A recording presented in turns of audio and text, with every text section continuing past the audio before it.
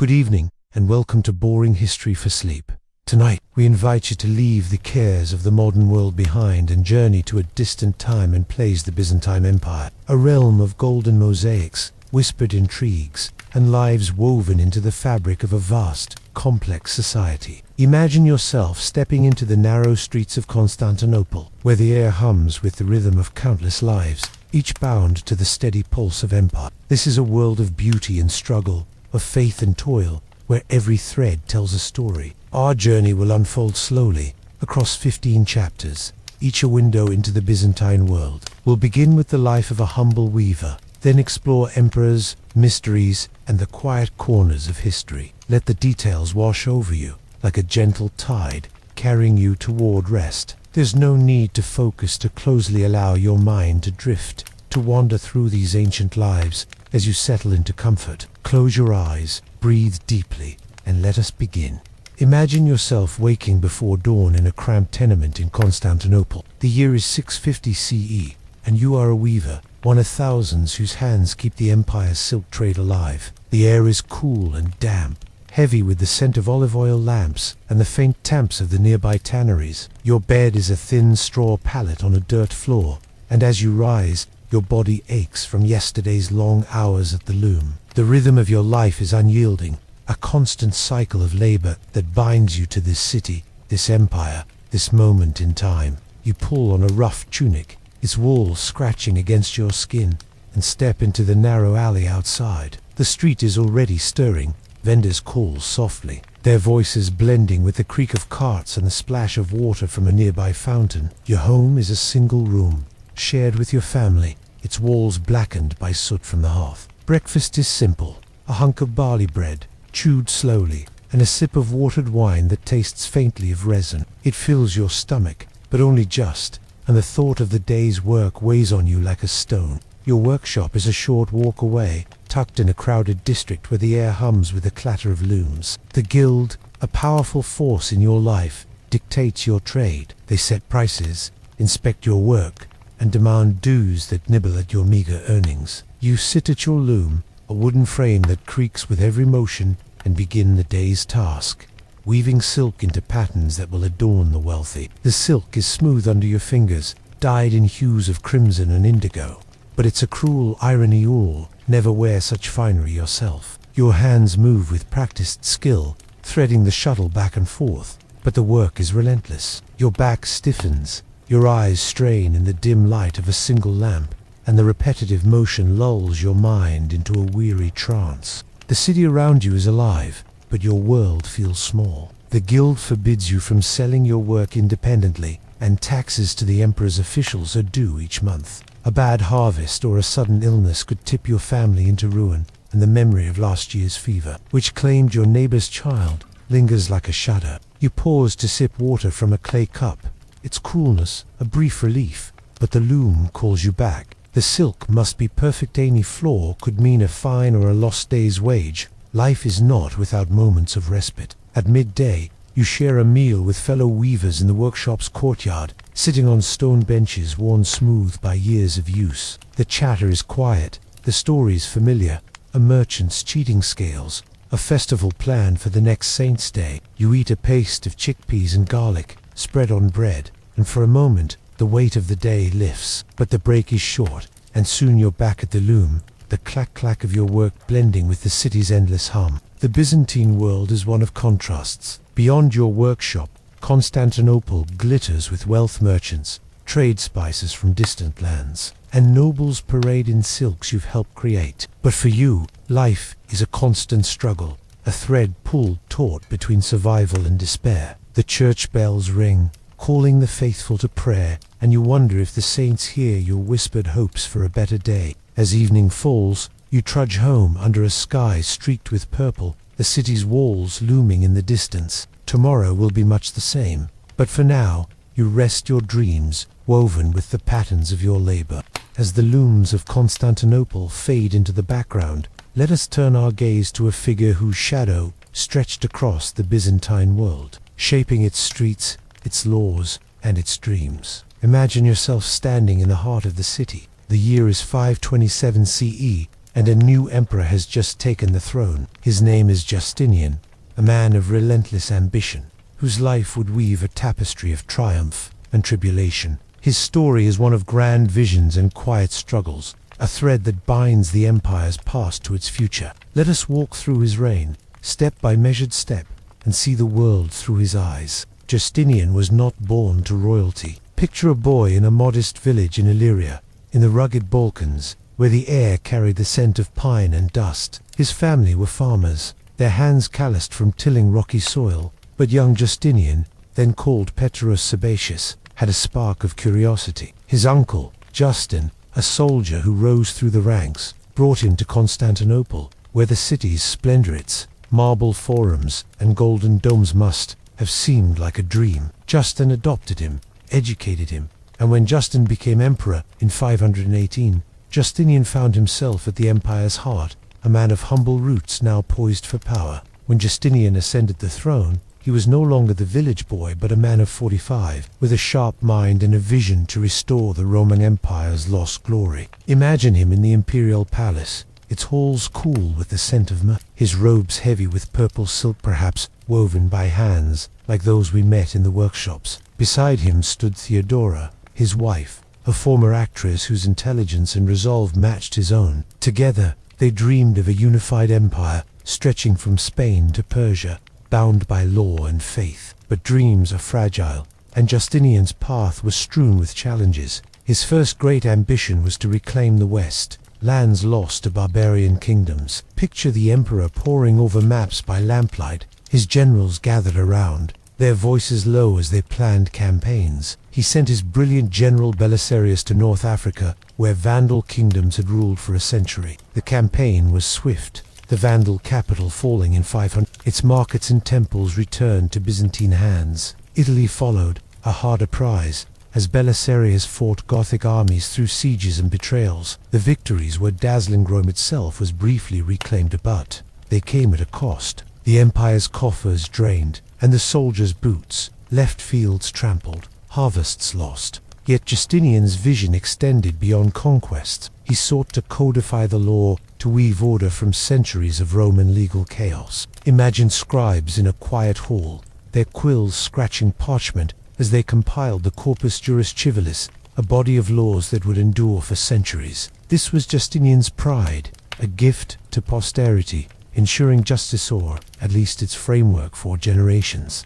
But even this was not without struggle. The laws were complex, their enforcement uneven, and the empire's diverse peoples often chafed under their weight. The emperor's reign was not all triumphs. Picture Constantinople in 532, its streets choked with smoke and shouts during the Nika riots. Factions of chariot racing fans, the blues and greens, turned their rivalries into rebellion, burning churches and demanding Justinian's head. The hippodrome, where crowds once cheered, became a battlefield, and the city trembled. Justinian, barricaded in his palace, considered flight, but Theodora's steely resolve held him firm. Belisarius and his troops quelled the uprising, leaving the streets silent but heavy with loss. The rebellion was crushed, but the scars lingered, a reminder of the empire's fragility. Then came the plague, a shadow that crept into Constantinople in 541.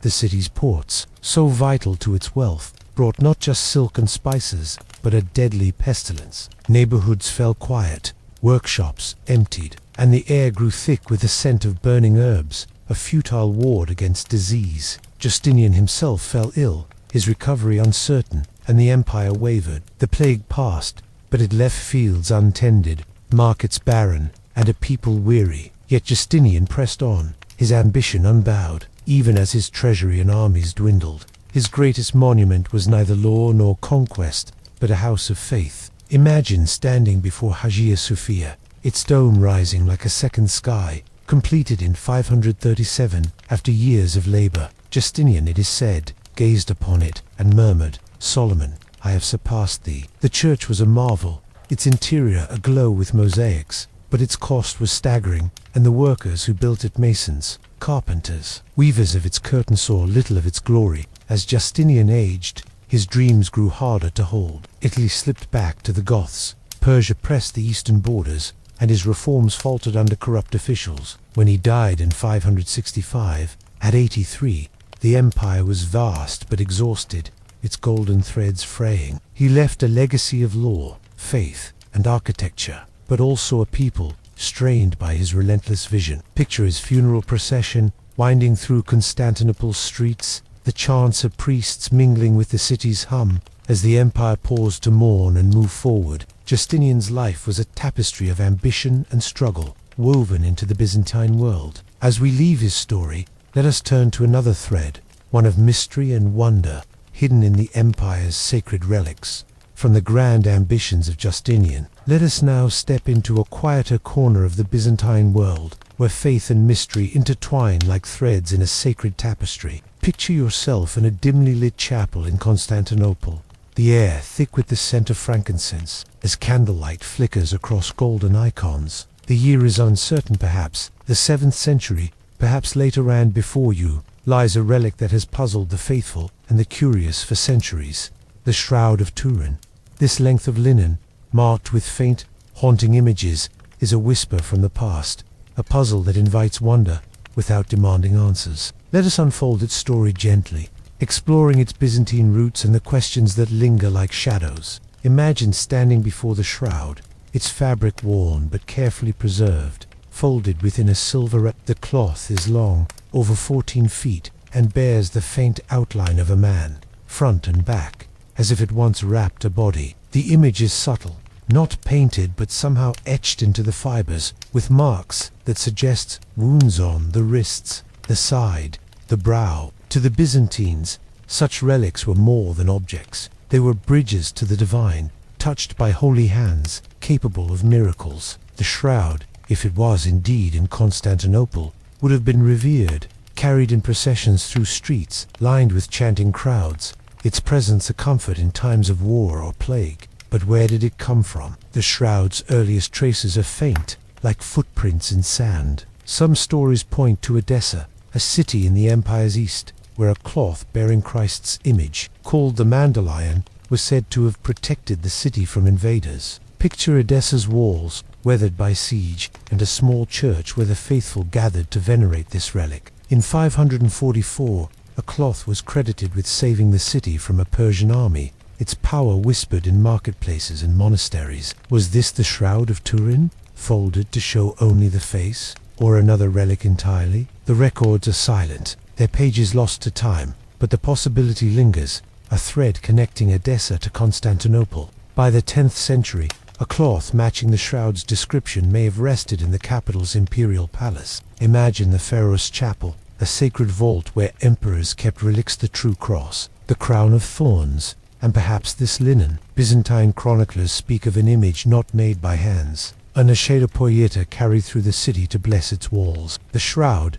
if it was there, would have been a treasure, its faint marks studied by candlelight, its story told in hushed tones. Pilgrims, their sandals worn from distant journeys, might have knelt before it, seeking healing or forgiveness, their prayers blending with the city's constant hum. Yet the shroud's path is clouded by doubt. Picture a scribe, his quill pausing over parchment, unsure how to record a relic's origins. Some in Byzantium may have questioned its authenticity, whispering of clever artisans who could mimic divine marks. The process of creating such an image, perhaps through heat or plant dyes, or some forgotten technique, was within the empire's skill. Byzantine weavers, like those we met, crafted silks with intricate patterns. Could their cousins in linen have woven a holy deception? The faithful did not dwell on such doubts, but they hung in the air like dust motes in a sunlit church. The shroud's story grows clearer and yet more mysterious in 1204, when Constantinople fell to the Fourth Crusade. Imagine the city's chaos, smoke rising, mosaics shattered, relics stolen by armored hands. The shroud vanishes from record, perhaps spirited away by a monk or looted by a crusader. When it reappears, centuries later in France, it bears the name of Turin, but its Byzantine years are a gap, a silence in the archives. Modern scholars, with tools undreamed of in Byzantium, have studied its fibers. Some find pollen from Jerusalem, others see marks consistent with a 1st century burial, but the cloth's age remains contested. its image unexplained. Was it a Byzantine creation, a relic from Christ's tomb, or something else entirely? Picture yourself back in that chapel, the shroud before you, its mystery unsolved. The Byzantines did not need certainty. For them, the cloth was a window to the sacred, its truth felt rather than proven. The air grows cooler now, the chants softer, as the relic is folded away, its silver case gleaming in the fading light. The shroud's story is a gentle riddle,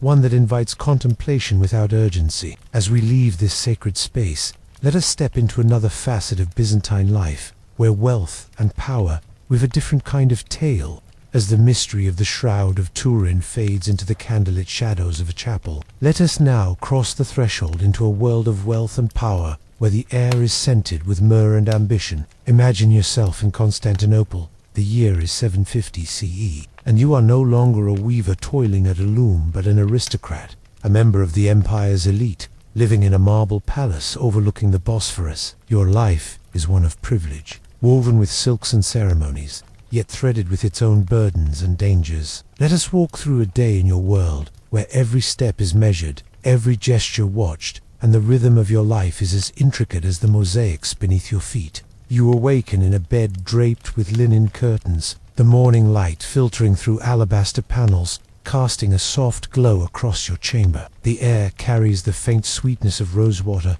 poured into a basin by a servant who moves silently, their sandals whispering against the polished floor. Your robes are laid out silk-dyed in imperial purple, embroidered with gold thread, a stark contrast to the coarse wool of the weaver's tunic. As you dress, the fabric is cool against your skin, but its weight reminds you of the expectations it carries. You are a senator, perhaps, or a courtier, your name known in the halls of the great palace, where the emperors will shape the empire. Breakfast is served in a dining hall, its walls adorned with mosaics of saints and emperors, their eyes seeming to follow you. You recline on a cushioned couch, a low table before you laden with delicacies. Figs drizzled with honey, soft cheese flavored with herbs, and wine from the vineyards of Thrace served in a silver goblet. The flavors are rich, a world apart from the weaver's barley bread, but you eat sparingly, mindful of the court's scrutiny. A fellow aristocrat joins you, their voice low as they share news of a rival's misstep or a new imperial decree. Every word is a thread in the delicate web of alliances that sustains your position. Your morning is spent in the palace, attending a council in a vaulted chamber where chandeliers gleam with candlelight. The emperor, or perhaps his chief minister, presides, and you listen intently, offering measured advice on matters of trade or war. The room hums with the rustle of parchment and the clink of seals, but beneath the civility lies tension. A misjudged word could cost you favor, or worse, exile to a distant monastery, or a quieter fate in a darkened cell. You've heard whispers of courtiers who vanished, their names erased from the court's memory, and the thought lingers like a chill. Midday brings a moment of leisure, though even this is calculated. You stroll through your palace's garden, where fountains murmur and jasmine blooms scent the air. Servants trail you, carrying scrolls or offering cooled wine, while a poet recites verses praising your lineage. The garden is a sanctuary, its paths lined with pebbled mosaics, but it's also a stage other nobles watch, noting your alliances, your wealth, your piety. You pause to inspect a new statue, a marble figure of a saint, commissioned to signal your devotion. Faith is both personal and political here, a thread that binds you to the emperor and the church. Lunch is a grander affair, shared with guests in a hall overlooking the sea. The table groans with roasted lamb, spiced with cinnamon from the east, and flatbreads studded with sesame seeds. Musicians play softly, their lutes weaving a melody that soothes the room. But the conversation is sharp talk of a Persian raid or a merchant's monopoly on silk. You navigate it carefully, your smile practiced, your words few. The wealth around you is dazzling, but it's fragile. Your lands in Anatolia, worked by peasants, fund this life, but drought or rebellion could unravel it. The emperor's favor, too, is a fickle thing, and you've seen nobles fall from grace, their palaces confiscated, their families scattered. The afternoon calls you to a ceremony in the hippodrome, where the emperor appears before the people. You'll stand in a shaded gallery, your robes gleaming, as chariots race below and the crowd roars. The spectacle is a reminder of the empire's might, but also its volatility riots have sparked here, and the memory of the Nika riots, when the city burned, is never far. You clap politely, your face a mask, but your mind calculates the cost of the games, the loyalty they buy, the risks they court. As evening falls, you return to your palace for a private supper, shared with family. The room is warm, lit by oil lamps that cast golden patterns on the walls. Your children listen as you recount the day, their futures tied to your success. A servant pours wine, another brings a dish of almonds and dried apricots, and for a moment the world feels secure. But the night is young, and a messenger may yet arrive with a summons to the palace, or news of a rival's plot. You retire to your chamber, the sea's gentle lapping audible through the window, and lie down, your mind still weaving strategies for tomorrow. Life as a Byzantine aristocrat is a delicate dance, a world of splendor shadowed by suspicion. As we leave this gilded palace, let us turn to a craft that adorned its walls and churches, a labor of patience and beauty. As we step away from the opulent halls of the Byzantine aristocrat, let us now enter a humbler space, where beauty is crafted, not with words or wealth, but with countless tiny fragments of light. Picture yourself in a workshop in Constantinople. The year is 800 C, and you are an artisan, one of the skilled hands who create the empire's dazzling mosaics. The air is cool, tinged with the earthy scent of wet plaster and the faint temps of lime. Your task is patient, meticulous, a labor that transforms stone and glass into images of the divine. Let us explore this craft, its rhythms and its reverence, as we weave another thread into the tapestry of Byzantine life. The workshop is a narrow room, its walls streaked with dust and time, lit by oil lamps that cast a warm glow over wooden tables. Before you lies a tray of tesserae, small cubes of glass, stone, and sometimes gold, each no larger than a thumbnail. They shimmer in hues of sapphire, emerald, and ruby, some flecked with silver that catches the light like a distant star. Your fingers, calloused from years of work, sift through them, selecting pieces with care. The mosaic you're creating is destined for a church, perhaps a small chapel or a grand basilica, where it will tell a story of saints or emperors to the faithful who gather beneath it. Your day begins early, as the city stirs beyond the workshop's walls. You kneel beside a section of wall where fresh plaster has been smoothed by an apprentice, its surface still damp and ready to hold your work. The design is sketched faintly in charcoal, a figure of Christ, perhaps, or an angel with outstretched wings. You follow the lines, pressing tesserae into the plaster one by one, each piece a deliberate choice. The glass is cool against your fingertips, its edges sharp but familiar. You angle each cube slightly, so it will catch the candlelight when the mosaic is complete, creating a shimmering effect that seems to breathe with life. The work is slow, almost meditative, and the workshop hums with a quiet rhythm. Your fellow artisans work nearby, their tools clinking softly as they cut stone or mix mortars. Someone hums a hymn, its melody blending with the distant toll of a church bell, and the sound lulls you into focus. The guild oversees your craft, setting standards for quality and ensuring the church's approval. But here, in the act of creation, you feel a rare freedom. Each tessera is a prayer, a moment of connection to the divine, and though your name will never be known, your work will endure for centuries. The materials you use are a story in themselves. Imagine the journeys they've taken: glass from the furnaces of Syria, marble quarried from islands in the Aegean, gold leaf from the empire's mints. The gold tesserae are your favorite, each one a sandwich of metal pressed between layers of glass, glowing like a captured sun. You place them carefully, tilting them to reflect the light, knowing they'll draw the eyes of worshippers upward, toward heaven. The colors, to carry meaning: blue for the sky, red for sacrifice, white for purity. You've learned these symbols over years, taught by a master whose hands were as steady as yours are now. But the craft is not without its burdens. Your back aches from hours of bending, your eyes strain in the dim light, and the plaster's damp chill seeps into your bones. Mistakes are costlier. Misplaced tessera can disrupt the pattern, requiring hours to repair, and the guild's inspectors are unforgiving. You've seen artisans fined or dismissed for shoddy work, their families left to beg in the city's alleys. The thought presses on you, but you push it aside, focusing on the next piece, the next line, the next moment of creation. At midday, you pause in the workshop's courtyard, where a breeze carries the scent of the sea. You share a simple meal with your colleagues, flatbread, olives, and a paste of lentils, eaten with wooden spoons from a shared bowl. The talk is quiet, about a new commission or a festival for the Virgin Mary. These moments of rest are brief, but they anchored you, a reminder of the community that sustains this craft. As you return to the wall, the plaster is drying, and you work faster now, the tesserae clicking into place like notes in a song. The mosaic takes weeks, sometimes months, to complete. When it's finished, you step back, your hands dusted with plaster, and see the image come alive, a saint's face, serene and eternal, gazing out from the wall. The church will be consecrated soon, and the faithful will gather, their prayers rising like incense beneath your work. You feel a quiet pride, but there's no time to linger.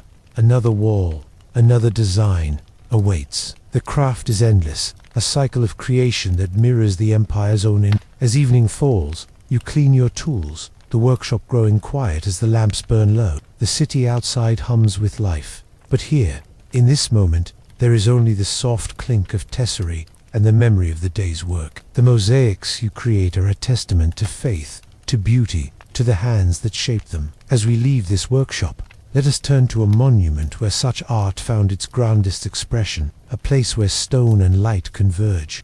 As we leave the quiet workshop where mosaics are born, let us step into a space where such artistry reaches its zenith, a monument that seems to hold the heavens themselves. Picture yourself standing in the heart of Constantinople. The year is 537 CE, and before you rises Hagia Sophia, the Church of Holy Wisdom, its dome a marvel that defies the earth's pull. The air is cool, scented with incense and beeswax, and the vastness of the space hums with a presence both human and divine. Let us wander its halls, tracing the story of its creation and the lives it touched, as we weave another thread into the Byzantine tapestry. You approach Hagia Sophia through a bustling plaza, where merchants hawk bread and pilgrims murmur prayers. The church's exterior is imposing, its brick walls, weathered but solid, crowned by a dome that seems to float above the city. As you pass through the bronze doors, the world shifts. The interior opens like a cavern of light, its marble floor gleaming under your sandals, reflecting the glow of chandeliers suspended from chains. The air is alive with the scent of myrrh,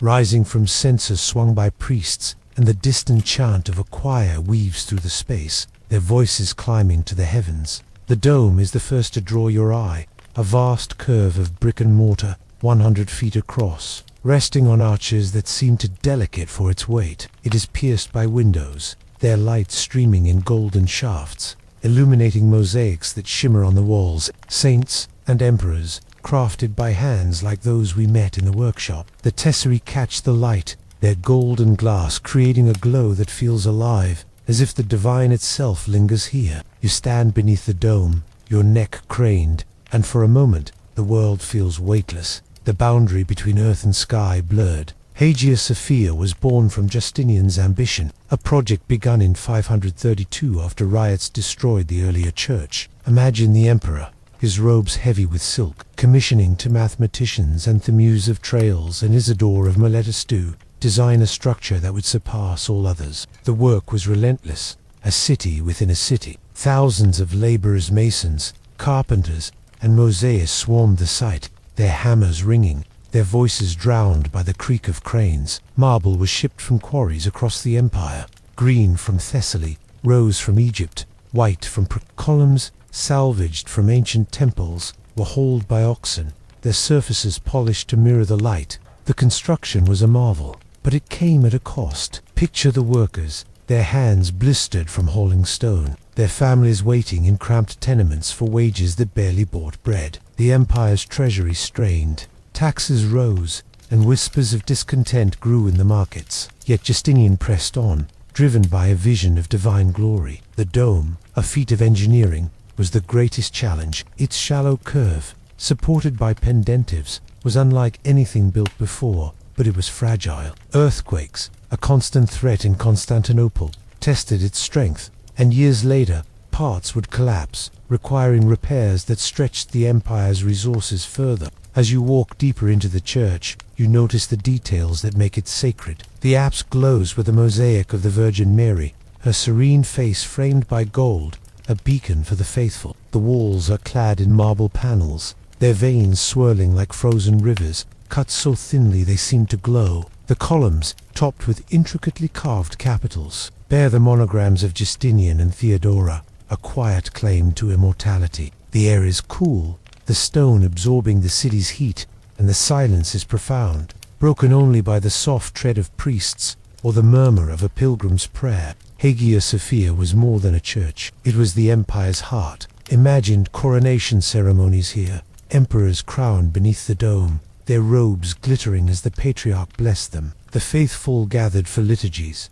their voices rising in Greek, Latin, and Syriac, a chorus of devotion that bound the empire's diverse peoples. But it was also a place of tension. Debates over doctrine echoed in its halls, and the iconoclast controversy, which we'll explore later, would see its mosaics defaced, then restored. For the common people, Hagia Sophia was both distant and near. The weaver, the laborer, the merchant, they rarely entered its sacred precincts, yet they felt its presence. Their taxes built it, their prayers sustained it, and its dome was a landmark visible from the city's humblest corners. Picture a festival day when the church's doors opened to all, and crowds poured in, their sandals scuffing the marble, their eyes wide with awe. For a moment, the empire's divisions, rich and poor, Greek and barbarian, faded beneath the dome's vast embrace. As you linger in the nave, the light shifts, the sun dipping lower, casting new patterns across the mosaics. The chants grow softer, the incense fainter, and you feel the weight of centuries in this place. Hagia Sophia stands as a testament to Byzantine faith, ingenuity, and endurance, a monument that outlived its creators. As we step back into the city, let us turn to another facet of Constantinople's life, where commerce and cunning weave their own intricate patterns.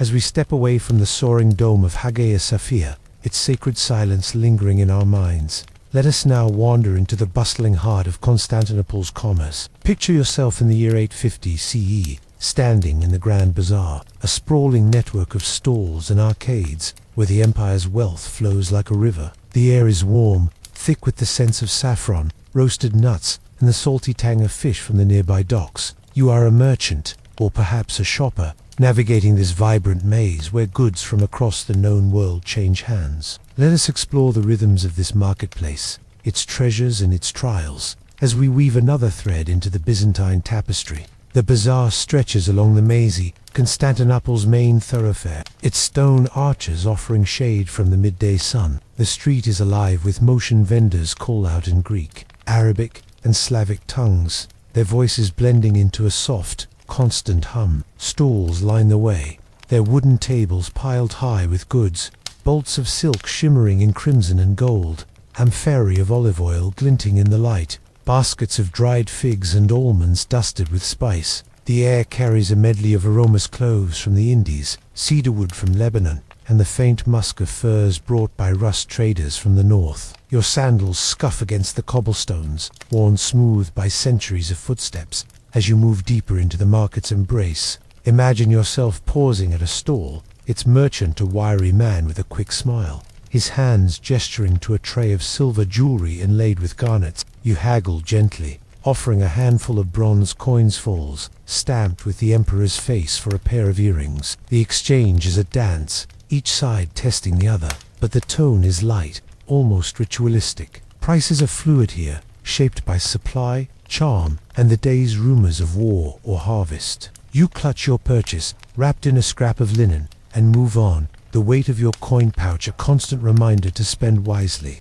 The bazaar is a crossroad of the world. Picture a caravan unloading its wares at the market's edge, camels snorting as handlers stack bales of wool from Anatolia. Nearby, a Venetian trader unpacks glassware, its delicate shapes catching the light, while a Persian merchant displays carpets, their patterns intricate as a mosaic. The empire's ports bring treasures from beyond its borders: pepper from India, amber from the Baltic, even rare books from Baghdad. Each item tells a story of distant lands, of ships braving storms and caravans crossing deserts. But here, in the bazaar, they are simply goods, their value measured in silver numismata or the emperor's latest decree. Life in the market is not without its challenges. Imagine the weight of the emperor's taxes, collected by officials who patrol the stalls, their wax tablets recording every sale. The market guild, like the weavers, enforces strict rules. Weights must be honest, prices fair, and foreign traders confined to certain quarters. A cheating scale or a whispered bribe could cost you a fine, or worse, a day in the stocks. The bazaar is crowded, too, and you move carefully, your hand on your pouch to thwart pickpockets who slip through the throng like shadows. Fires are a constant fear. Last year, a blaze swept through the cloth district, leaving stalls in ashes and merchants ruined. Yet the market is also a place of connection. At midday, you pause at a food stall, its wooden bench warmed by the sun. You buy a skewer of grilled lamb, spiced with sumac, and a cup of watered wine, its tartness cutting through the heat. Around you, traders and shoppers share stories. A sailor speaks of a storm off Crete. A farmer laments a poor harvest. A monk blesses a passerby. The chatter is soothing, a reminder that the bazaar is the city's pulse, binding its people in a web of exchange. You listen, your meal finished, and feel the rhythm of their lives, a steady beat beneath the market's clamor. The goods you see reflect the empire's wealth, but also its fragility. Imagine a silk merchant, his face lined with worry, whispering of bandits on the roads to China. A spice trader adjusts his prices, citing a war in Persia that's choked the trade routes. The emperor's coinage, once pure, now feels lighter, debased to fund distant campaigns. You've heard of markets shuttered by plague, or looted in times of riot, and the memory of such losses hangs in the air, faint but persistent. Yet the bazaar endures, its stalls rebuilt, its voices unbroken, a testament to the city's resilience. As the afternoon wanes, you make your final purchase, a small clay lamp, its wick ready to light your home. The sun dips low, casting long shadows across the market, and the vendors begin to pack their wares, their calls growing softer. You leave the bazaar, your purchases tucked under your arm, the city's hum fading as you walk toward quieter streets. The market's energy lingers in your mind, a vibrant thread in Constantinople's fabric. As we step away from its stalls, let us turn to a story born of honor and sacrifice, one that echoed through the empire's halls.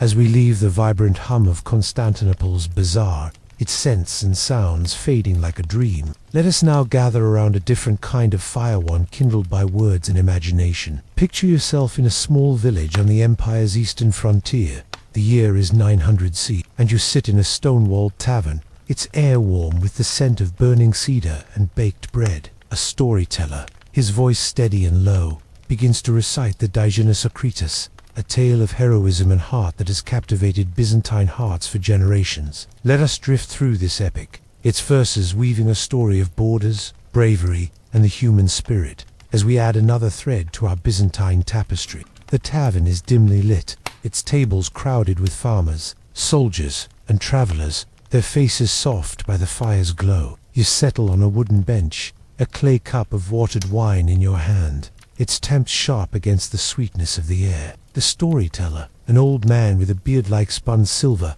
raises his hands, and the room falls quiet, save for the crackle of the hearth. His tale is the Digenis Acretus, an epic born in the empire's rugged borderlands, where Byzantine forts face Arab raiders across dusty plains. The story is not written in the polished Greek of the court, but in the rough, rhythmic tongue of the people, passed from voice to voice, like a cherished heirloom. Imagine the hero, Digenis, his name meaning born of two peoples, a man whose blood blends Greek and Arab, Christian and Muslim. Picture him as the storyteller describes, tall as a cypress, his eyes fierce yet kind, his sword gleaming under a desert sun. Digenis is a warrior of the Akritaia, the border guards who patrol the empire's edges, their lives a constant dance with danger. The epic begins with his father, an Arab emir, who falls in love with a Christian maiden, their union a fragile bridge between worlds. Their son, Digenis, grows to embody both, a hero who fights for Byzantium,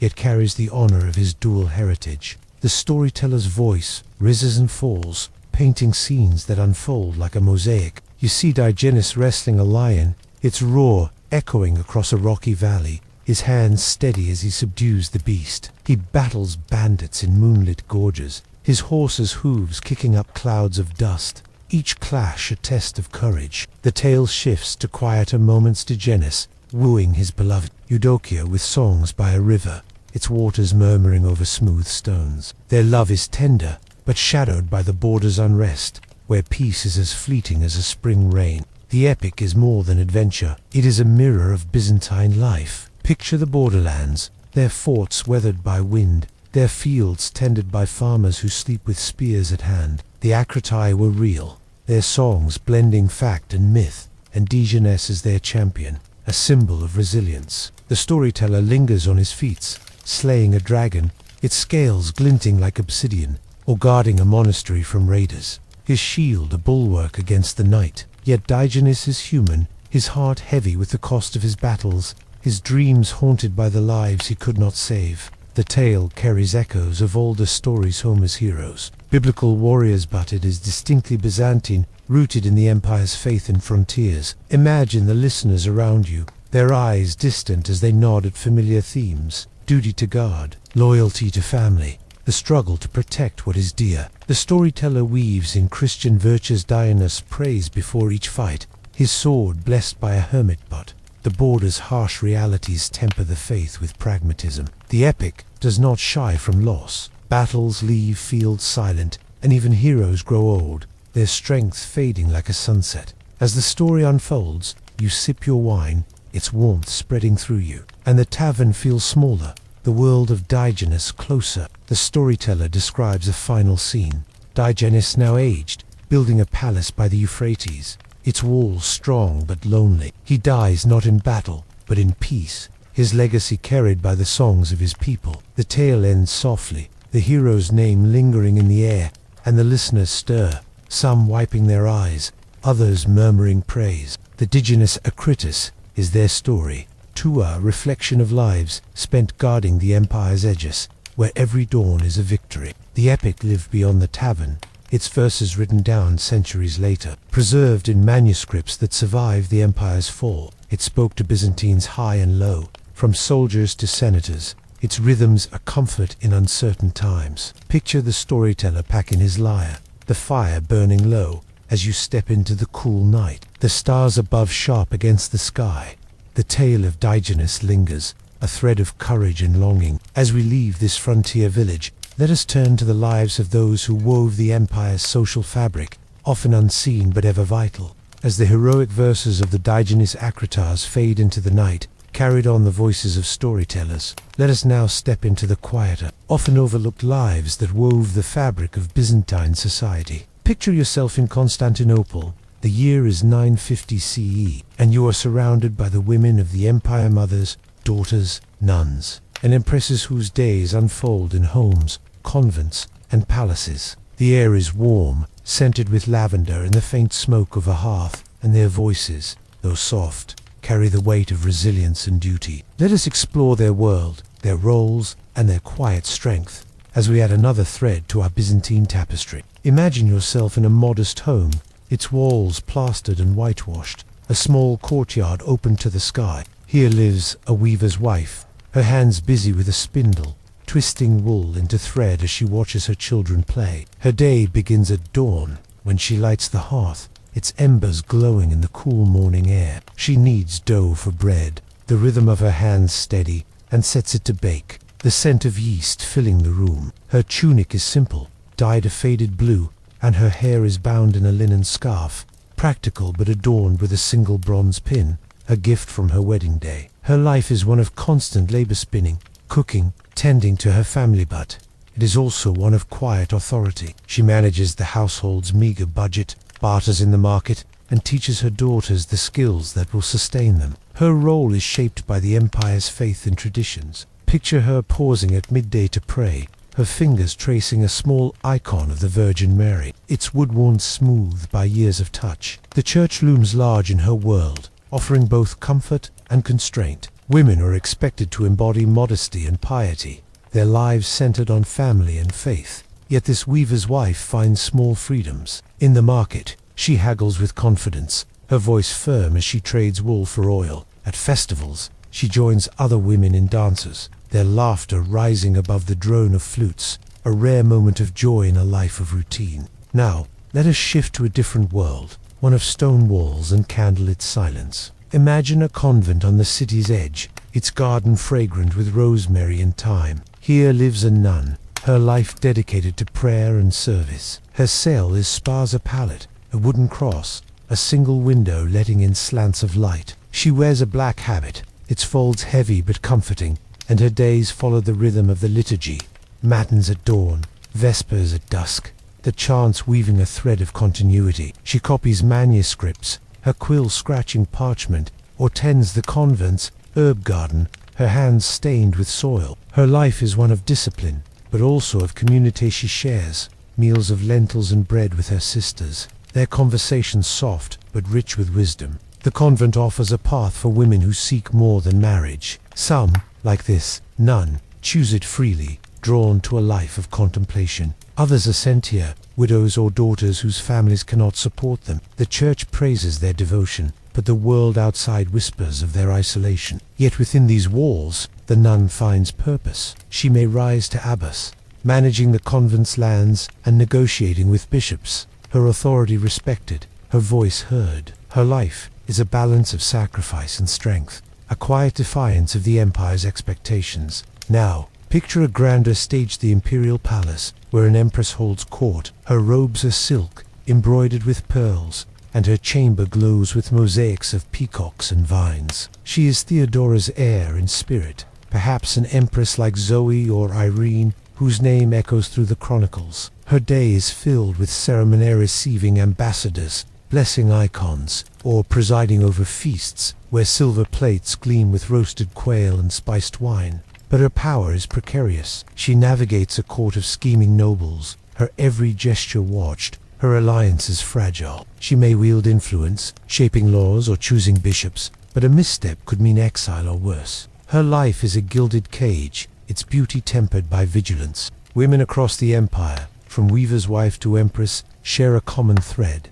Their lives are shaped by a society that both honors and confines them. Imagine a midwife, her hands skilled at bringing life into the world, rushing through darkened streets to a laboring mother's side, her bag heavy with herbs and linen. Or a market vendor, her stall piled with dyed cloth, her laughter sharp as she banters with customers. These women are the empire's backbone, their work unseen but essential. Yet their freedoms are limited. Laws favor men in inheritance, and public roles are rare. Still, they carve out spaces of agency in the home, the church, or the market. Their resilience, a quiet force. The grim realities of their lives are ever present, though softened by routine. Childbirth is a risk, and many do not survive it, their absence felt in quiet homes. Disease sweeps through crowded tenements, and a widow's life can be one of struggle, her children dependent on charity. Yet these women endure, their days filled with small victories, a loaf well baked, a prayer answered, a child's smile. Picture the weaver's wife again, her spindle still as she watches the stars appear, her heart heavy but steady. Her life, like those of the nun and the empress, is a thread in the empire's fabric, vital and enduring. As we leave these women's worlds, their voices fading into the night, let us turn to a moment when faith itself was tested, a struggle that shook the empire's soul. As we step away from the quiet strength of Byzantine women, their lives woven into the empire's fabric, let us now enter a time of turmoil when faith itself became a battleground. Picture yourself in Constantinople.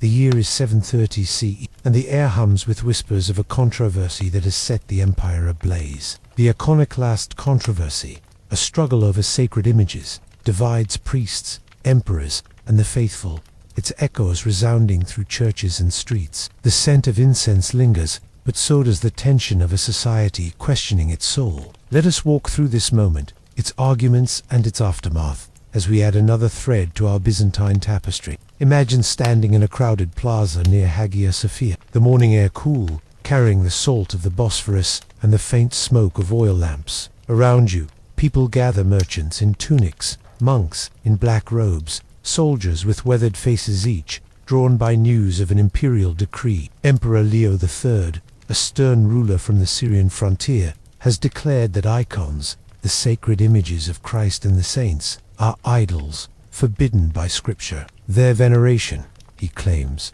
offends God, and he orders their removal from churches and homes. The crowd murmurs, some nodding in agreement, others clutching small icons hidden beneath their cloaks. Their faith shaken but unyielding. The controversy began quietly, like a ripple in a still pool. Picture Leo in the great palace, his advisors gathered in a marble hall, their voices low as they debate theology. The empire faces threats. Arab armies press the borders, earthquakes rattle cities, and some see these as divine judgment. Leo, a practical man, believes that purging icons will restore God's favor, uniting the empire under a purer faith. His edict, issued in 726, sparks outrage. Icons are not mere images to the Byzantines. They are windows to the divine, conduits for prayer, kissed and lit by candles in every home and church. To destroy them feels like severing a lifeline to heaven. The response is swift and fierce, though carefully restrained in our telling. Imagine a monastery in Anatolia, its walls adorned with frescoes of the Virgin Mary. Monks, their hands trembling, refuse to obey, hiding icons in secret vaults. In Constantinople, crowds gather outside churches, their chants rising in defense of sacred images. The emperor's soldiers, clad in mail, move through the city, their boots echoing on cobblestones. They enter churches, their orders clear, but their task-heavy mosaics are chipped away, icons burned, their ashes scattered in the wind. The faithful watch, their hearts heavy, as the faces of their saints vanish, leaving bare plaster in their place. The struggle is not only spiritual but political. Picture a bishop, his robes stiff with embroidery, standing before the emperor, arguing that icons are not worshipped but venerated, a distinction rooted in centuries of theology. Leo remains unmoved, and those who resist face exile or worse. Monasteries are raided, their libraries searched for defiant texts, and some monks flee to distant islands, their icons cradled like children. The empire splits. Soldiers and officials, often from the east, support the emperor, while the west, including Rome, clings to tradition, straining ties with the papacy. The controversy deepens under Leo's son, Constantine V, whose zeal surpasses his father's. Imagine a council held in a palace hall, where bishops, coerced or convinced, declare icon veneration heretical. The air is thick with the scent of wax seals and fear, as dissenters are silenced. Constantine, nicknamed Copronymus by his enemies, escalates the campaign. Churches are stripped, their walls whitewashed or covered with secular artbirds, vines, anything but the sacred. The faithful adapt, praying in secret, their icons hidden in attics or sewn into cloaks. The loss is profound, a wound to the empire's spirit, though the destruction is methodical, not chaotic, and life continues in its steady rhythm. Yet resistance persists, quiet but unyielding. Picture a woman, perhaps the weaver's wife we met, slipping into a hidden chapel, where a small icon of St. George gleams by candlelight. Her prayers are whispered, her faith a private rebellion. By 787, the tide begins to turn. Empress Irene, a regent for her young son, calls a new council at Nicaea. Imagine the scene: bishops gathered in a basilica, their voices rising in debate, the air heavy with hope. The council restores icons, declaring them holy, and the faithful rejoice, their chants echoing through Constantinople's streets. Icons return, slowly, their faces repainted, their presence a balm to a wounded empire. The controversy flares again decades later, but its heart lies in this first struggle, a century of division that tested Byzantium's soul. The cost was heavy: trust eroded, communities fractured, and countless artworks lost to time. Yet the restoration of icons strengthened the church, binding the faithful in shared devotion. Picture a church in 843, when the final victory of icons is celebrated. Its walls aglow with new mosaics, the air sweet with incense. The faithful kneel, their prayers a quiet triumph, as the empire finds peace in its sacred images. As we leave this time of strife, its echoes softening like a distant bell, let us turn to a practice that healed the body as well as the soul, a science woven into the empire's daily life. As the echoes of the iconoclast controversy fade, leaving the empire's churches adorned once more with sacred images, let us now step into a quieter realm where the body, not the soul, seeks solace. Picture yourself in Constantinople. The year is 1000 CE, and you stand within the walls of a hospital, a place where the empire's knowledge and faith converge to mend the broken. The air is cool, scented with mint and the sharp tang of vinegar, and the soft tread of healers moves through the wards. Let us explore the world of Byzantine medicine, its remedies and its rituals, as we weave another thread into our tapestry of this ancient empire. Imagine entering the hospital, a stone building near a monastery, its arches framed by ivy. The entrance is wide, admitting a breeze that carries the distant hum of the city. But inside, the world is calm, ordered, almost sacred. The floor is tiled with worn marble, cool beneath your sandals, and the walls are whitewashed, their simplicity a contrast to the mosaics of churches. Beds line the wards, each a simple cot draped with linen, where patients rest, merchants with fever, soldiers with old wounds, widows weakened by hunger. The hospital is a gift of the church or a wealthy patron, open to all, a rare place where the empire's divisions blur in the shared hope of healing. You pause beside a healer, a man in a plain tunic, his hands steady as he grinds herbs in a mortar, the pestil's rhythm a soft, constant beat. His workspace is a wooden table, cluttered with clay jars of dried chamomile, willow bark, and myrrh, their earthy scents mingling in the air. Byzantine medicine draws from ancient wisdom Greek texts by Galen and Hippocrates, preserved in monastery libraries, guide his craft. He believes in the balance of humors, the bodies for fluids, blood, phlegm, yellow bile, black bile that must align for health. A fever, he explains in a low voice, signals too much heat, and he prepares a tisane of feverfew, its bitter steam rising from a clay cup. The healer's tools are simple but precise.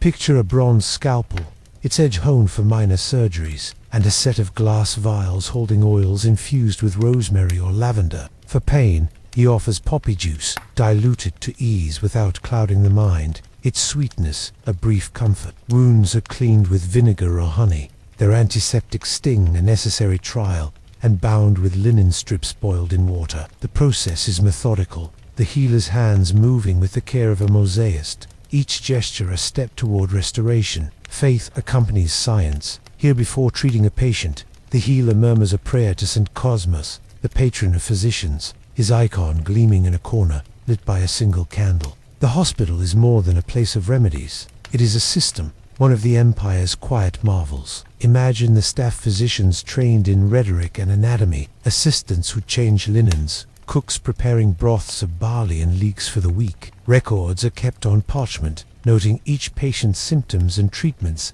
a discipline that ensures continuity. The wards are clean, swept daily, and water flows from a nearby aqueduct, carried in buckets to wash hands and floors. This attention to hygiene, rooted in ancient texts, sets Byzantine hospitals apart, a thread of knowledge that saves countless lives. Yet healing is uncertain, and the grim realities of the time are ever present, though we tread lightly around them. Imagine a patient, a young weaver, her breath shallow from a lingering cough. The healer applies a poultice of mustard and prays for her recovery, but some illnesses defy herbs and skill. Disease can sweep through the city, leaving wards crowded, and the healer's face grows lined with the weight of those he cannot save. Surgery, though rare, carries risks. Amputations or the removal of stones are done without the numbing mercy of modern drugs, only willpower and poppy to dull the pain. The hospital offers hope, but not certainty, and its air holds both the promise of life and the shadow of its fragility. For those who recover,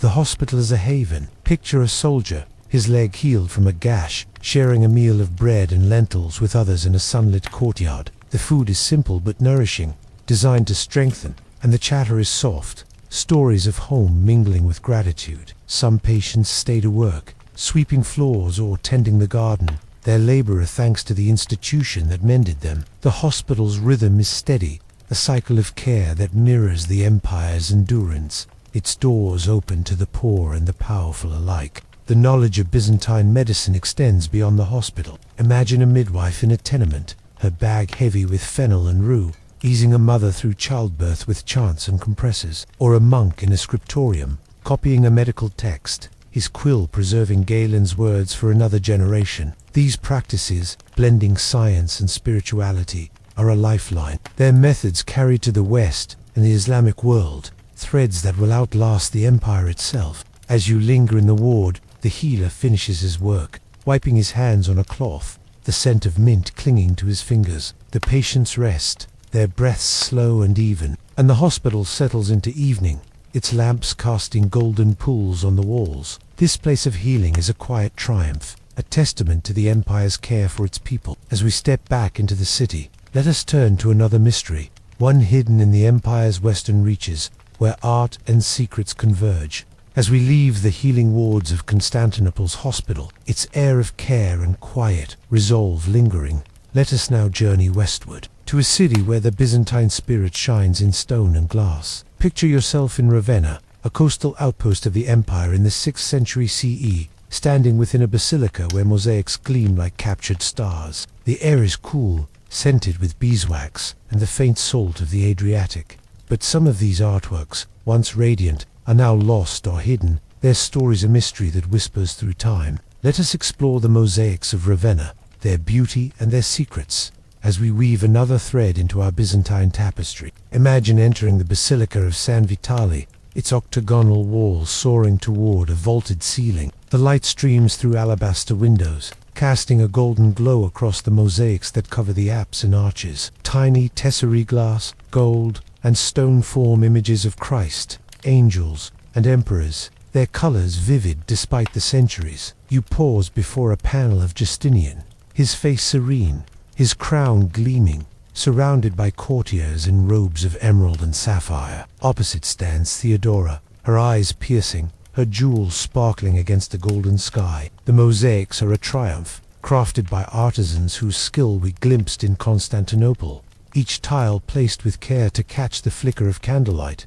Ravenna was a jewel of the Byzantine world, a city where East met West. Its churches built under Justinian's rule to proclaim the empire's faith and power. Picture the workshops where these mosaics were born artisans, sorting tesserae by lamplight, their fingers deft as they followed charcoal sketches. The air was thick with the scent of wet plaster, the walls alive with the clink of tools and the hum of hymns. These images were more than art. They were theology in glass, meant to lift the soul toward the divine. The faithful who knelt here, their sandals scuffing the marble floor, felt the presence of heaven in every shimmering tile. But not all of Ravenna's mosaics have survived, and herein lies the mystery. Imagine standing in another church, perhaps Sant'Ippolinar Nuovo, where the walls once told stories now fragmented or gone. Some mosaics were altered during the iconoclast controversy, when images of saints were deemed suspect. Picture workers, their faces grim, chipping away at sacred faces, replacing them with neutral patterns, veins, stars, or crosses. The plastered dust rose, the air heavy with loss, as centuries of devotion were erased. Other mosaics vanished later, damaged by earthquakes or neglect, their tesserae scattered like fallen leaves. The mystery deepens with whispers of hidden panels. Imagine a chronicler, his quill pausing over parchment, recording tales of mosaics concealed behind plaster during times of strife. Ravenna changed, Hands Goths, Lombards, and some artworks may have been covered to protect them from looters or zealots. Modern scholars, with tools of light and sound, have probed the city's churches, seeking traces of these lost images. In some, faint outlines suggest buried scenes, a procession of martyrs, perhaps, or a forgotten emperor. The possibility lingers, a quiet riddle, that beneath Ravenna's walls lie masterpieces unseen for centuries. What did these lost mosaics depict? Picture a panel, now vanished, showing a local saint, his robes flowing, his hand raised in blessing, or an imperial court, its figures adorned with jewels, their faces erased by time or decree. Some may have held political secrets, images of disgraced nobles, painted over to rewrite history. The Byzantines were masters of symbolism, and their mosaics often carried hidden meanings, a language of color and gesture that spoke to the initiated. A missing tile, a shifted pattern, could hint at a scandal or a schism, but the truth is lost, like a page torn from a book. The surviving mosaics offer clues, their beauty a testament to what once was. Imagine tracing the curve of an angel's wing in the Basilica of Sant'Apollinare in class, its feathers rendered in shades of azure and gold. The tiles are uneven, each one hand-cut, their imperfections a mark of the artisan's humanity. The light shifts as you stand there, the mosaics seeming to breathe, their glow a reminder of the empire's enduring faith. These artworks were costly, funded by emperors or bishops, their creation a labor of years, yet they were meant for all peasant priest or pilgrim who entered these sacred spaces. The loss of Ravenna's mosaics is a quiet tragedy, softened by what remains. Picture a restoration in progress, artisans of a later age, repairing a damaged panel, their tools echoing those of their predecessors. The city's churches, though weathered, still draw the faithful. Their walls a patchwork of memory and renewal. The mystery of the lost mosaics invites contemplation, not urgency, a gentle puzzle that asks us to imagine what lies beyond the visible. Ravenna's art, like the empire itself, is a story of resilience, its fragments a whisper of eternity. As you linger in the basilica, the light fades, the mosaics dimming into shadow, their colors still vivid in your mind. The air grows cooler, the chants of a distant choir softening, and you step back into the world outside. Let us now turn to a moment of celebration when the empire paused to honor its faith with light and song.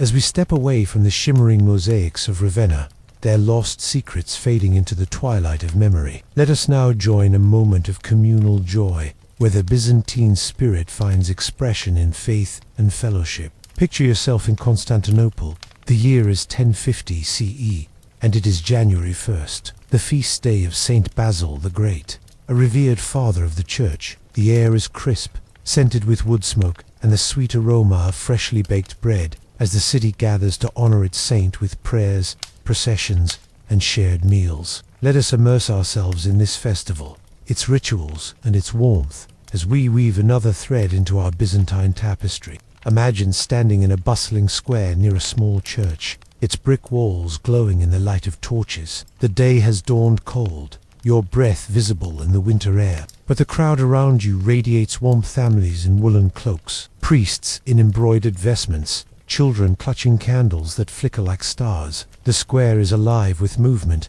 yet the mood is serene, a shared reverence binding the people together. Vendors offer small loaves of vasilopita, a sweetbread baked with a hidden coin, said to bring luck to whoever finds it. You take one, its crust, warm in your hands, the scent of anise and honey rising as you break it, hoping for the glint of silver within. The festival begins with a liturgy, and you follow the crowd into the church. The interior is a haven of light, its walls adorned with icons of Saint Basil, his stern face softened by the glow of oil lamps. The air is thick with incense, its musky sweetness curling upward, mingling with the voices of a choir chanting in Greek.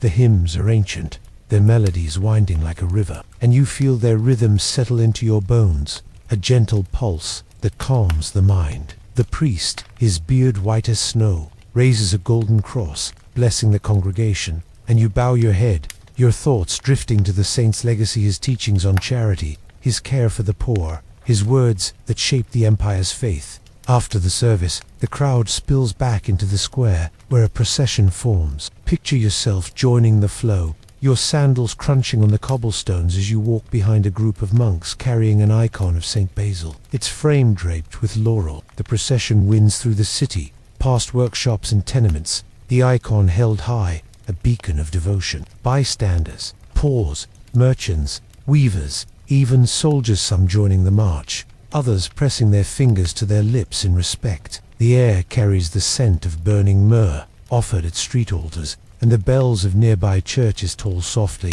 their notes blending into a harmonious call to prayer. The feast is not only spiritual but communal, a moment when the empire's divisions soften. Imagine a long table set in the square, its wood worn smooth by years of such gatherings. The community shares a meal, bowls of lentil stew, thick with onions and bay leaves, platters of roasted fish, and jugs of watered wine, tart but refreshing. You sit on a bench beside a family, their laughter quiet but genuine as they pass a basket of bread. A child, her cheeks flushed from the cold, offers you a piece of vasilopita, and you smile. The bread's sweetness, a small gift in the winter chill. The meal is simple, but it binds the crowd, a reminder of Saint Basil's call to care for one another. The festival's heart lies in its acts of charity, a reflection of the saint's life. Picture a group of women, perhaps the weaver's wife we met, distributing cloaks to the poor, their hands quick as they wrap shivering figures in wool. Monks ladle soup from cauldrons,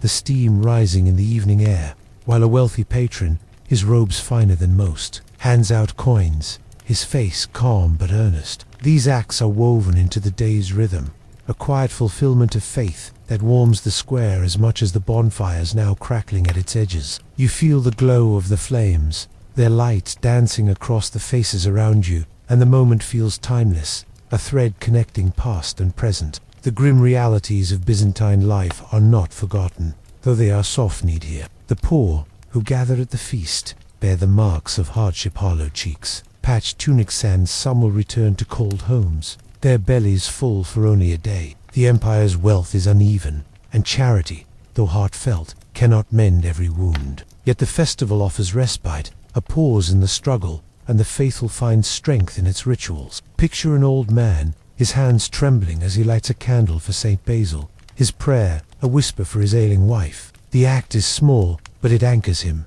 a flicker of hope in the winter dark. As night falls, the celebration quiets. The procession returns to the church, where a final hymn is sung, its notes soaring into the starry sky. You linger in the square, the bonfires now embers, their warmth fading but still present. The crowd disperses, their voices soft as they head home, carrying the day's blessings in their hearts. The Feast of St. Basil is a moment of unity, a celebration that weaves the empire's faith into its daily life, its light enduring even in the coldest season. As we leave this festive square, its warmth lingering like a memory, let us turn to a darker chapter, a moment when the empire's faith and strength were tested by betrayal and fire.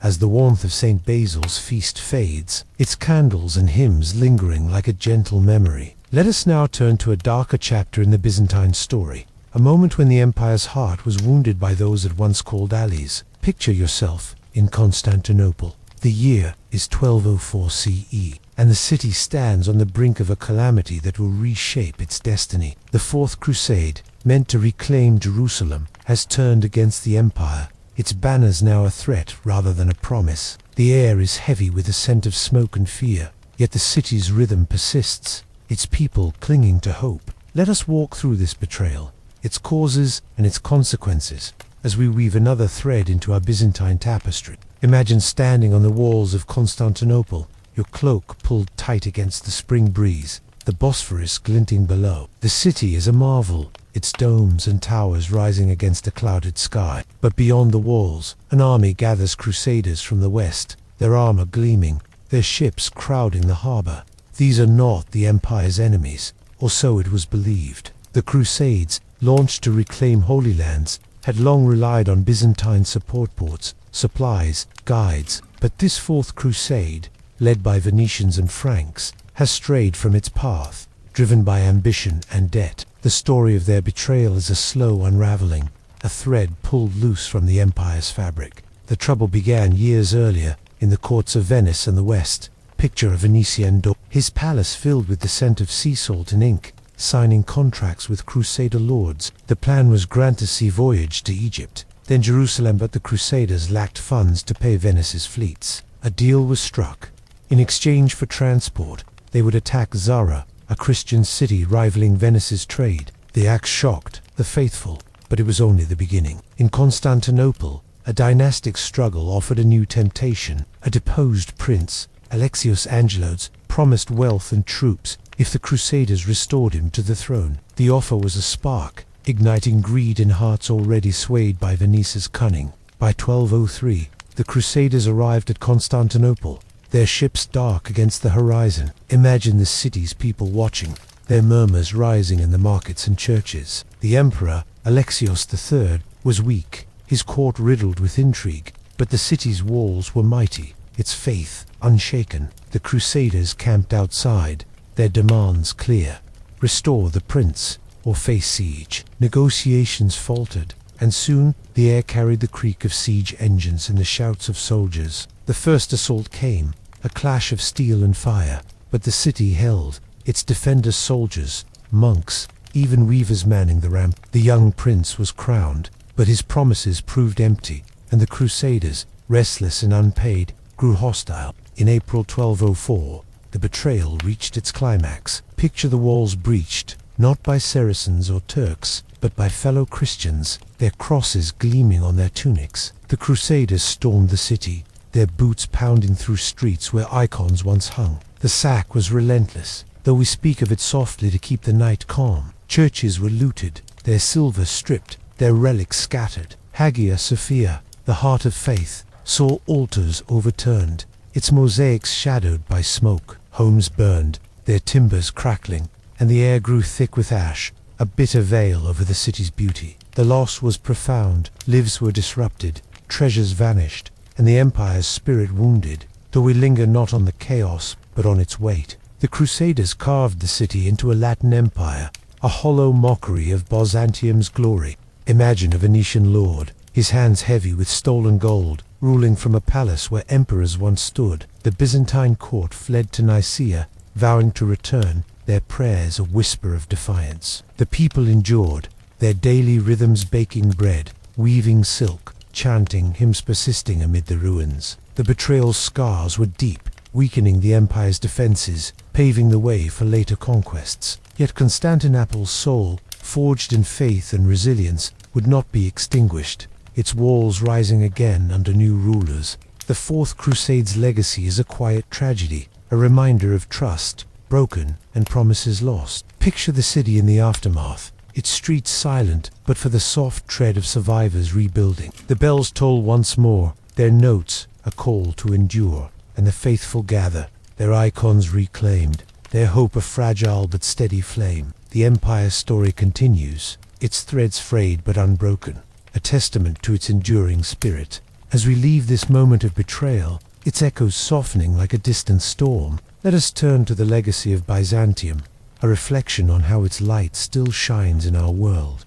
As we step away from the smoldering scars of the Fourth Crusade, its betrayal a heavy but fading memory, let us now pause to gather the threads of our journey through the Byzantine world. Picture yourself no longer in the bustling streets of Constantinople, but in a quiet moment of reflection, perhaps seated on a bench in a modern city, Moscow or Istanbul, where the air carries the faint scent of blooming jasmine and the hum of life. The year is now 2025, yet the Byzantine Empire, though long vanished, still whispers in the world around you. Let us explore its legacy, the enduring echoes of its faith, art, and spirit, as we weave the final thread of our tapestry and ease toward rest. Imagine walking through a city square, your footsteps soft on cobblestones that echo those of Constantinople. Above you rises a church, its dome a gentle curve against the sky, its walls adorned with icons that shimmer in candlelight. This is the legacy of Byzantium's faith,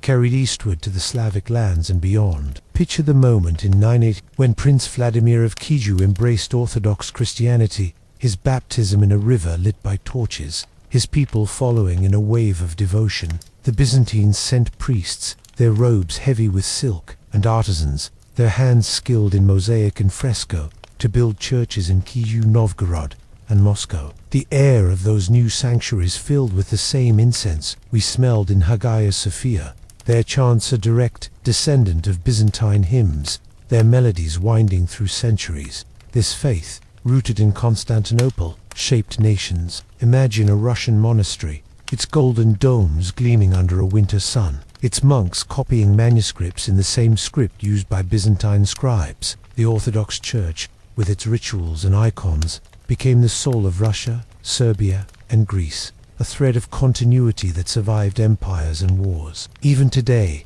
in churches from Sofia to Thessaloniki, the faithful light candles before icons, their prayers echoing those of the weaver, the aristocrat, the healer we met. The rhythm of their devotion, steady and unbroken, is Byzantium's gift, a quiet pulse that binds past to present. The empire's art, too, lives on, its beauty a silent witness. Picture a museum, its walls lined with manuscripts, their pages glowing with gold and vermilion. These are the descendants of Byzantine codices, their calligraphy in miniatures inspiring the medieval West and the Islamic world. In Greece, a restored fresco of a saint, its colors vivid despite the years, draws tourists and pilgrims, their whispers mingling with the scent of wax and stone. The mosaics of Ravenna, though some are lost, still dazzle, their tesserae catching the light as they did in Justinian's day. Even in modern design architecture, jewelry, textiles, the Byzantine love of pattern and symmetry lingers, a subtle nod to artisans who worked by lamplight. Byzantium's laws and learning also left their mark. Imagine a library, its shelves heavy with legal texts, their roots in Justinian, Esse Corpus Juris Civilis. This code, compiled in a marble hall, shaped the laws of medieval Europe and beyond. Its principles of justice and order a foundation for modern systems. Byzantine scholars, their quills scratching parchment, preserved Greek philosophy, science, and literature, passing them to the Renaissance through Arab and Italian hands. Picture a university lecture where Plato or Aristotle is discussed, and know that their words survived because Byzantine monks, in quiet scriptoria, copied them through the centuries. The empire's hospitals, with their blend of care and hygiene, inspired later institutions, their legacy a thread of compassion woven into our world. The empire's stories, too, endure. Recall the Digenis Secretus, its hero a symbol of resilience. Modern Greek and Slavic folktales, filled with warriors and dragons, carry its echo, their rhythms soothing children as they once did. Byzantine villages. In Istanbul, once Constantinople, the stones of Hagia Sophia still stand, now a mosque, its dome a testament to the empire's ingenuity. Tourists walk its marble floors, their footsteps a faint echo of pilgrims, and the building's presence ties the city to its Byzantine past, a bridge across time. Yet Byzantium's legacy is not only in stone or scripture, it is in the human spirit. Imagine the weaver, her loom clacking through the night, or the healer, his hands steady with herbs. Their lives, though humble, were part of a civilization that valued beauty, faith, and in their struggle stacks as disease, betrayal mirror our own, yet their persistence offers a quiet lesson. The Byzantine world, with its contrasts of splendor and hardship, reminds us that even in turmoil, humanity weaves stories, builds sanctuaries, and finds moments of grace. As you sit in this modern moment, the world around you softens. The bells of a nearby church toll gently, their notes a distant cousin to those of Constantinople. The air is calm. The jasmine scent a whisper of the empire's gardens. Byzantium's legacy is all around you in the curve of a dome, the cadence of a prayer, the pattern of a rug. It is a legacy of resilience, a reminder that even empires fade, but their light endures, scattered like tesserae across the centuries. Let this thought carry you toward rest, a gentle tide pulling you from the past to the present. The Byzantine world, with its weavers, emperors, and saints, fades into the night, its stories safe in memory. As we close this chapter, let us gather these threads one final time to bid farewell to an empire and ease you into sleep.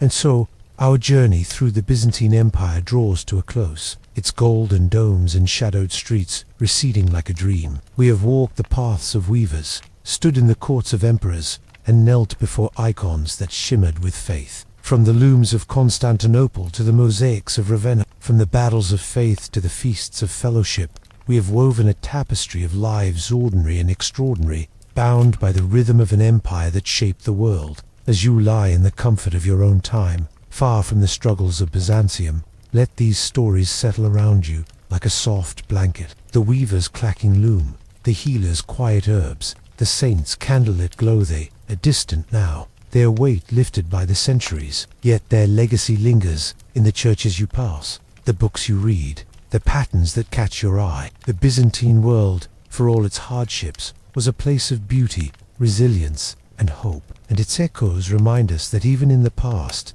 people found ways to endure, to create, to dream. There is no need to hold these details tightly. Let them drift, like leaves on a gentle stream, carrying you toward rest. The empire's bells have rung their last for tonight, its chant soft to silence. Close your eyes, breathe deeply, and let the modern world cradle you. Its comforts, a contrast to the lives we've explored. Thank you for joining us on this journey through boring history for sleep. May your dreams be gentle, your rest deep, and your heart light. Good night.